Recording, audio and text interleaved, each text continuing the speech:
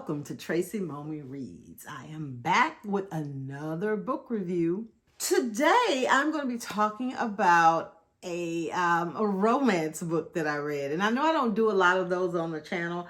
I read, quite a few of them, like just kind of one-offs that are really short, quick, over the weekend type reads. I don't always review every single book that I read on the channel. I track all the books that I read, and like I've said ad nauseum, books that I really didn't like, I'm not going to do like a whole full, drawn out review. The romance books that I read, some of them are just like guilty pleasures and like I said, just quick reads where I'm trying to get out of a slump, or if I'm in the middle of reading another book that is taking me some time because it's a lot more to kind of absorb, or I'm trying to let it marinate, or it's going to require a lot of my attention. I may read another quick read in between that. I'm not usually somebody that juggles two books, but I've been known to do it. But anyway, today I'm going to be reviewing The Ravishing by Ava Harrison and Vanessa Fewings. The Ravishing. Okay, let's pause here and talk about the cover, because I did a video a couple of weeks ago about book covers, like Easter eggs on book covers and kind of meanings of book covers. And I specifically talked about, book covers that just had people on them versus, maybe some type of imagery that ties to something in the movie. So on his face, he's eye candy, let's just go ahead and say it. He's eye candy, not a bad looking guy at all. But I am noticing that more and more romance authors, they're using these images of these men with these smoldering looks that are shirtless as covers for their books, even if it may not necessarily have a lot to do with what's going on in the book. Obviously, in most romance books, the male character, the main male character, is always as described by the female character in the book, this handsome, hot, just unreal looking guy. And so I get that is maybe what they're trying to evoke with the imaging on the covers. But I also think that it has more to do with they're trying to maybe reach a certain demographic or audience, which is mainly women, probably younger women, that are going to gravitate more towards the cover because of the guy that's on it, not necessarily even maybe considering the story. So this particular book, it came up and I actually saw the blurb first. There was another image. It wasn't this book cover that was on there, but it was another image, and I kind of read the blurb. And most of the like romance books nowadays, they're like pretty similar in the vein of there being either like a billionaire involved and enemies to lovers, or something like that. It's just kind of formulaic in a lot of cases. And this one was no exception of having some of those same tropes. But I found it interesting because there was a story of revenge in there, right? And when it started off, like, you have some romance books that start off all steamy, or they'll start off like, I don't know, giving you more insight to the personality of the characters, or something like that. But this one started off like with a scene that was straight out of like some drama, because this guy's coming out of a building, out of a church. A young man's coming out of a church, and his mother and sister, he sees them, over the throng of people that are, I guess, in the area. And when he sees his mother, she has like this stain of big red stain, like on the front of her dress or shirt or whatever. And come to find out, she's been shot.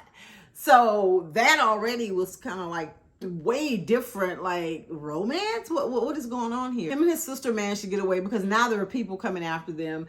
And we learn later that his dad also was killed. So early on, you realize that this is about to be a revenge type plot, because the main character, whose name is Cassius, he's like a young man at the time, maybe a teenager. I don't even know. He may be like 16 or something. And he is vowing to kill everyone in the family of the person that is responsible for his parents' death. So right there, they had me, because this is starting off a little different than most of the books that I've, read in this kind of genre, because it had, it seemed like it had some substance and some mystery right off the bat, right? So this guy, Cassius is his name, and he goes on to take on his family's business, right? And initially, I thought it was something crooked, like, is this like a mafia type story or, crime organization? But it was actually a legitimate business, it was like shipping or something like that. And, but he is doing some kind of like criminal type things, because even as we jump like 10 years or 15 years into the future, where he's like mid-20s, late 20s or whatever, but he still is going forward with his revenge plot. His sister has gotten married, and he's been spending all his time kind of keeping her safe. She's gone to college and all this. And somebody, like, there's a scene where somebody crashes her wedding, and he finds out that it's actually like the guy who he had vowed to kill everybody in his family. It's one of his people, right? So now, it's like, okay, now it's time to strike, because you come to my sister's wedding with this bullshit. Okay, so let's put a pin in that. The female character in the book, her name is Anya, because in romance books, you always got to have a main male guy and a main female, right? Because ultimately, So we meet Anya on the day of her 18th birthday. And that is another thing I will say in a lot of these romance books. I don't know if it's some and because most of them are written by women, so I can't even like speculate on what the reason is for this. But a lot of times the women are always like young. They're really young, and I don't know if that is because, again, they're trying to appeal to a certain demographic or what. But, some of the books that I've started and I didn't finish because, I'm like, okay, that's too young and that's too much going on. But in this particular one, Anya, we find out it's the day of her 18th birthday, and she is the daughter of the man that Cassius is like, I'm killing your whole family. And this man knows it, because Cassius came to him back then and said, one day, you don't know when or where or how, I'm coming for you and your people. So through Anya's point of view, we learn that she has been in this gilded cage her entire life. Her and her little brother, they weren't allowed to go anywhere to do anything. Their home was like a fortress. There's guards everywhere. And the story that they were kind of fed, because her dad is an attorney, and he's like, oh, because I represent people who may have testified against some not so nice people, and they may try to come for us. So you got to stay in the house. We got to stay here. But her parents would travel, so they were getting out of the house. But her little brother Archie, they never got to go anywhere. So on the day of her 18th birthday, there was this party, and Anya, she's having these visions and these fantasies of, I'm getting out of here. Like, I'm 18. I should be able to leave or whatever. So she's trying to think of how she can get out of it. And at the end of the day, at the end of her party, later that evening, she goes to talk to her brother because, she hates the idea of leaving him behind. And he has like a bruise on his face where apparently the dad has like punched him or slapped him or done something, because he was in his office. He found Archie searching through his office, and Archie tells Anya that he found information that looks like they were adopted. Okay, so now the plot is thickening, right? And Anya's just like, you must have misread it. What are you talking about? I want to see this for myself. You know, parents or the house is huge. So I don't know if they were in the house or if they were out or what, but they do manage to go back to the office and they see the stuff. And sure enough, it's like, oh my God, what is this? You know, they lied to us our whole lives. And there's a crazy twist that I am not going to tell you. I'm just hoping I can get through this without having to mention it. But there's this crazy twist. And later that evening, you know, before Anya can really process some things that she's learned that day, because she learned some other stuff, which is part of the twist, her mother starts screaming and saying, he's here. You know, and they're like, and she's like, what's going on? And they're clamoring and running and trying to get to the safe room or whatever. But at the last minute, you know, the mother tells Anya to go another way, to go back to her room or to go back down the hallway. And the dad is like, well, what are you doing? What are you doing? And they exchange this knowing glance. And so Anya does what, you know, her parents are telling her to do, and they go an opposite way. So the he that the mom is referring to is Cassius. So yes, he's come to like, hey, I'm going to do what I said I was going to do all those years ago. You kill my parents, I'm going to kill your whole family. So he comes and he has a team of people, you know, guys with guns and stuff, and they storm the castle, so to speak. And the only thing that they find, they find like something, some gold, right? But the only person they find in the house is Anya. So that kind of throws a monkey wrench in his plans, because he was going to like, hey, 4 bodies, then I'm done. But now he has to draw, because he really wants the father to be the one that suffers, right? And so he like has to switch plans, and instead of killing her, he takes her with him, right? He's like, no, we're kidnapping her. So, you know, the thing that I really appreciated, I've read books where allegedly the female character doesn't want to be with the male character, doesn't want to be in his presence, or she hates him, you know, like the enemies of lovers. But for whatever unknown reason, like she kind of gives into it and like doesn't really fight the situation. Honey, Anya was fighting for her life from the moment they stepped in that house. She was in a closet. She tried to, you know, go down the stairs. She tried to get out the car. You know, she really was like, what the hell, you know? And of course, like one of the things she noticed about Cassius was like, he was attractive and he was young, but she didn't know what any of what he was doing had to do with her. So she tried to get away from him several times.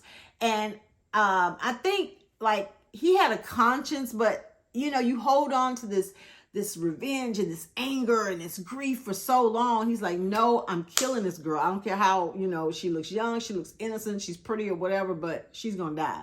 So, you know, he was kind of rough with her, and they had to end up tying her up in the car because she kept trying to get out, and he takes her back to his house, and she knocks over shit in the room and tries to get glass to cut him, and he ends up putting her in a like something underneath their house. It was like not a dungeon. I mean, because that sounds crazy, because it was an older home, you know, older architecture, because it was in New Orleans, you know, that's where they live. So you know, some of those houses are, it was something like a basement or something underneath. And he was telling her, you know, it floods down here, so if you want to keep acting stupid and it rains, you know, you're gonna be down here, you're gonna die. So he put her in there, and it was just a little dirty mattress and like nothing. He didn't give her no water. He didn't try to feed her or nothing. So I appreciated that there was some tension there before we got to because obviously, you know, you get the blurb and you know that it's a romance book going in. So you know that at some point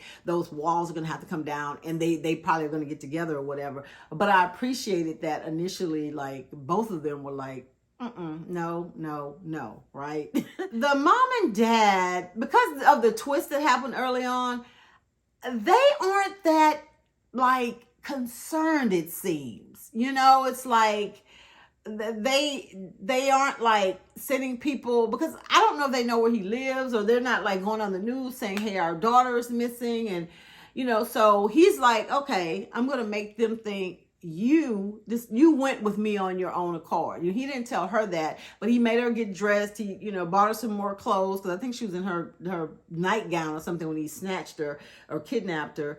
And he went to this event where her dad was going to be, so her dad would see her. There was another scene where they went to the Mardi Gras parade, because her mom's a big part of that. He's like trying to let them see that, I have your daughter. I'm the one that have her. I know y'all know this, but yeah, it's true. And I'm going to keep her unless, you come to me, or, I get what I want. And he's trying to get them to meet him somewhere so he could set up everything. Well, during the course of that, he starts to feel guilty, because there was another escape attempt, by a very horrible one by Anya, where she ends up hurting herself. And then that, I think, kind of is where he's like, because he has a sister that's a little bit older than her, that's in her, mid-20s or whatever. So I think that's where the soft spot for Anya first came in. It was like, okay, what am I doing, And he even had a friend that was a lawyer. Their dads worked together back in the day. That was kind of telling him the same thing, like, you need to let this go. Your parents are dead. They're not coming back. Your beef is not with her. It's with her dad. Because he finds out that the reason, now this is a spoiler, but it's not like, I feel like the crust of really the big part of the story. But Anya's dad was also dabbling in some criminal activity. He had guns that he was trying to move.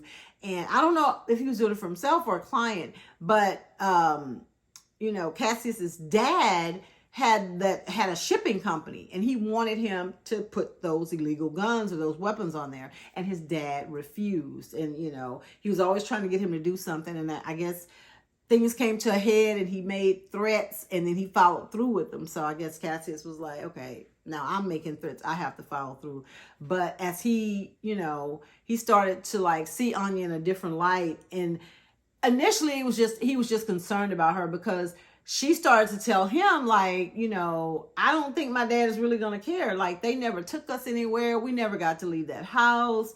They never hugged us. Like, she was letting him know that she hated her life there. She hated her family, and that she was planning to run away before he came and kidnapped her. And I think all this time Cassius was thinking, it's not fair. He got to just move on with his life and keep his family while he took, my family away from me. And I think his eyes kind of opened as Anya was telling him what was going on. So, I mean, obviously things start to progress in a different way as they start to have little conversations. And there was this one part in the book where he told her she could go anywhere inside the house. She just couldn't go outside the house, right? So he stopped locking her up, and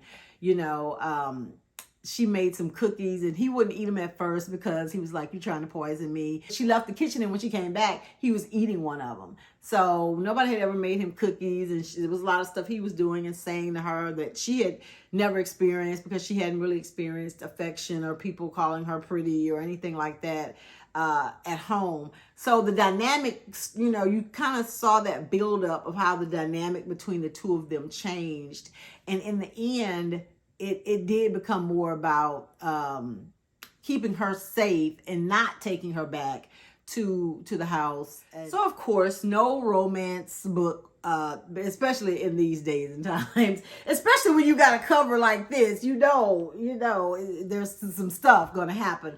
There was a few steamy scenes, but I have to say that in comparison to some books that I have read in this genre with people like this on the cover, they were pretty tame in comparison. And I don't know, maybe it had to do with, her being a virgin or being her first time or whatever. I feel like it wasn't as explicit as some of the books that I've read. But he still wanted to get revenge on her dad. He still wanted to get revenge on him. And in the end, the dad got what was coming to him. For the story to be really short, I did feel like that we got some character development, because most of the time in the romance books, everything happens so quickly and, things like that. And things do happen quickly, because that was my biggest complaint. The ending, I did feel like it was somewhat rushed. I mean, like I said, there was vindication in the end. But, in all honesty, I don't know where else it could have gone. I mean, we get this time jump, right? I just wish we could have seen more of their relationship play out, and there were two other characters introduced at the end.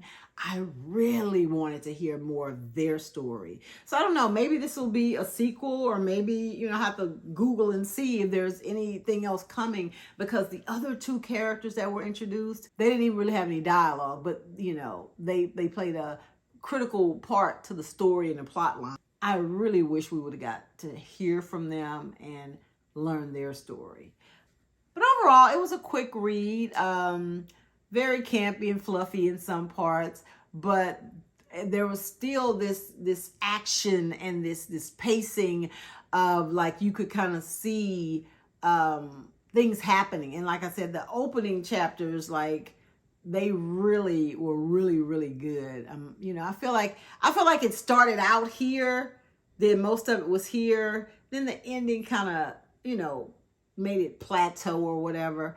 So yeah, so if you like books, you know, romance books, number one, books that have the enemies to lovers, books that have a revenge plot, you know, woven through the story. If you like books with some funny dialogue, some books with witty banter and quick comebacks, yeah, books that aren't that long, that you can probably get through in a day or like a day and a half, then the Ravishing, you know, it checks all those boxes. So, you know, like I said, it is a romance book, and it is par for the course in some of the books like this, that, you know, things are going to be kind of fast paced. There will be unrealistic and unbelievable parts, but at the end of the day, there is some entertainment value there. So there you have it. The Ravishing by Ava Harrison and Vanessa Fewings. If you have read The Ravishing, or any of, I think Ava Harrison is the main author, because she has other books, similar covers and similar, like, kind of storylines. If you've read any of her books, or if you've read The Ravishing, let me know in the comments. I'd love to know what your thoughts were. Or if you have a recommendation for another book by her, you know, leave that in the comments as well. Thank you so much for watching. Make sure you like this video. So now is the time, if you have not subscribed, to go ahead and hit that subscribe button. Do it. You did it. Great. And now you won't miss out on all this amazing content that I'll be posting. You guys have a great weekend. I'll see you next week. Bye.